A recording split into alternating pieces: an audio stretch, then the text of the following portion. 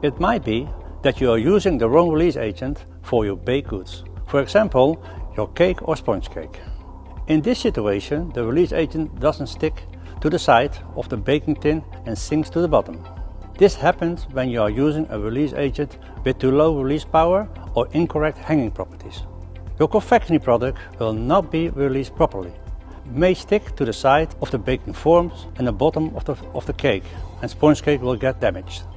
If you are using oils, the amount of oil is probably high because it doesn't have hanging properties.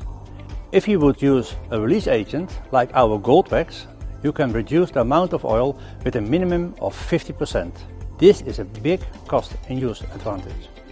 Do you need help to solve your release agent challenges? Or would you like to get advice from our release agent specialist for your situation? Get in touch with us for a tailor-made solution.